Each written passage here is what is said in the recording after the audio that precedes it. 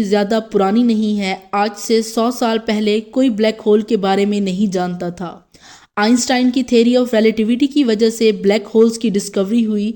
इस थ्योरी के दो हिस्से हैं, स्पेसिफिक थ्योरी ऑफ रिलेटिविटी और जनरल थ्योरी ऑफ रिलेटिविटी।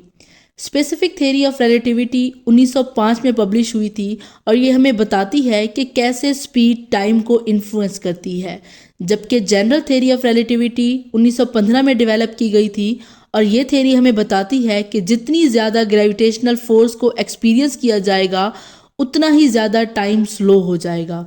इसको ग्रेविटेशनल टाइम डायलेशन भी कहा जाता है।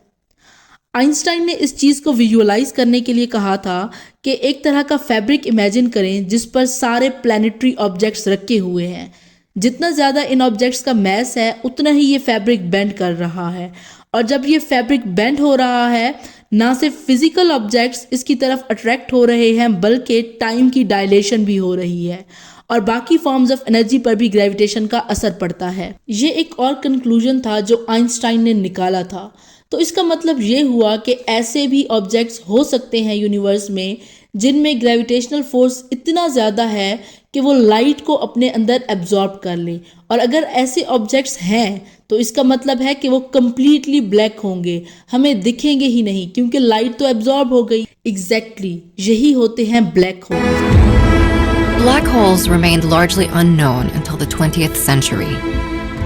A black hole is a region in space where the force of gravity is so strong not even light can escape. From the outside, you can't tell what is inside a black hole. Black holes haunt our universe, dark centers of gravity that swallow everything in their path.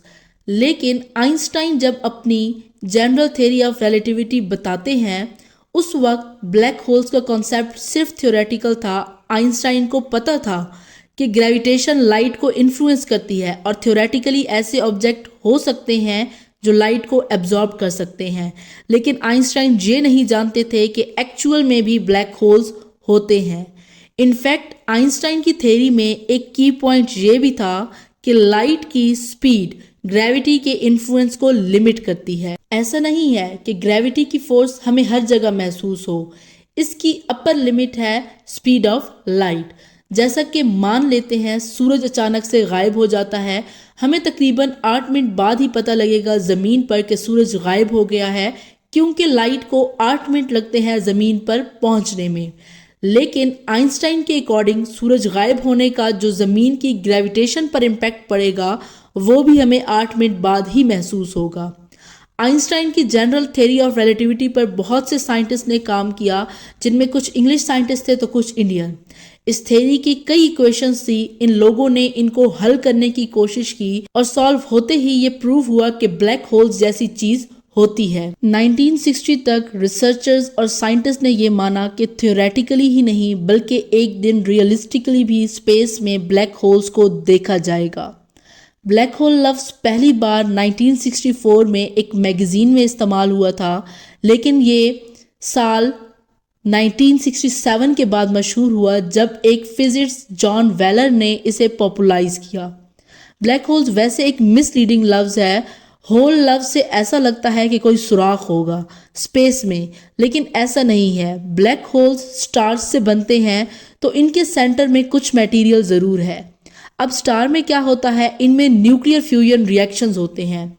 In reactions की वजह से heat और light produce होती है और ये heat बाहर की तरफ एक फोर्स डालती है और अंदर की तरफ भी फोर्स डालती है स्टार्स में ग्रेविटेशन की वजह से।